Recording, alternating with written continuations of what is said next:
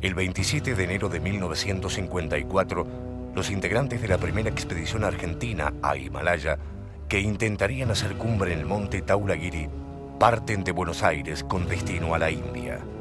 El último campamento instalado, 7.600, ahí nos encontramos con lo que no conocíamos porque no era visible de nuestra vertiente. Luego de pasar 2 noches con temperaturas inferiores a los 30 grados bajo cero, en medio de una tormenta de nieve y a 7.600 metros de altura, el jefe de la expedición, Francisco Ibáñez, sufre congelaciones en los pies que le impiden caminar.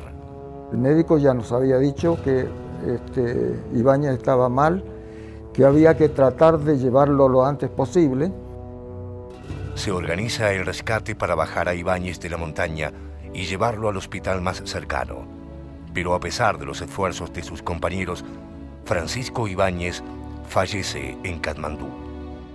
Porque nosotros realmente, cuando fue subido al avión, dijimos, bueno, se salvó. 50 años más tarde, los integrantes de la primera expedición argentina a Himalaya reconstruyen la dramática historia que los unió para siempre en la cordillera más alta del mundo.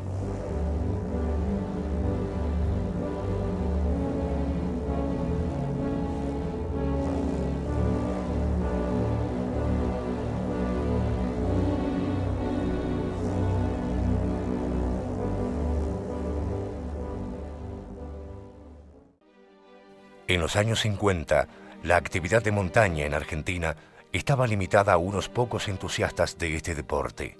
No había escuelas, no había equipos especiales, no había tecnología publicada. Encontrar un libro de montaña era una cosa rara.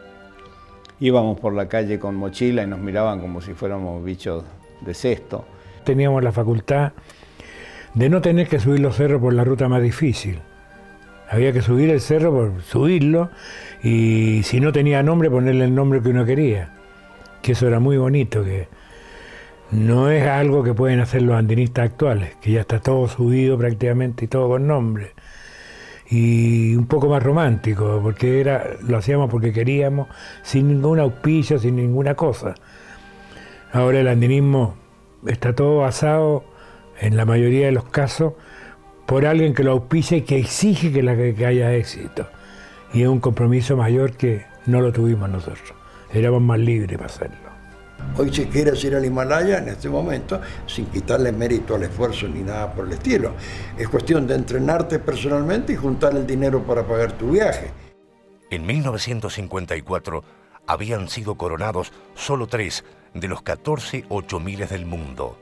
La primera expedición argentina a Himalaya pretendía convertir a este país en la 4ª nación en escalar uno de los picos más altos que existen. El objetivo fue el monte Dhaulagiri, de 8.167 metros de altura. Una expedición al Himalaya de entonces era como ir ahora a Marte. Era muy complicado llegar, era muy largo, era muy difícil, muy complejo todo. No había ninguna organización previa. En Nepal no existía ninguna organización que estuviera en condiciones de colaborar con las expediciones. En 1953, los suizos llegaron a 7.200 metros de altura y se encontraron con una formación rocosa denominada La Pera. Les fue imposible continuar, superados por las dificultades técnicas y de logística.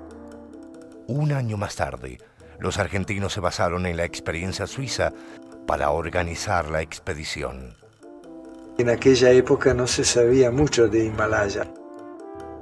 Si yo hubiera sabido en aquel entonces lo que sé hoy, estoy convencido que hubiéramos subido a la cumbre y sin mayores problemas. El jefe e ideólogo de la expedición fue el teniente primero Francisco Ibáñez.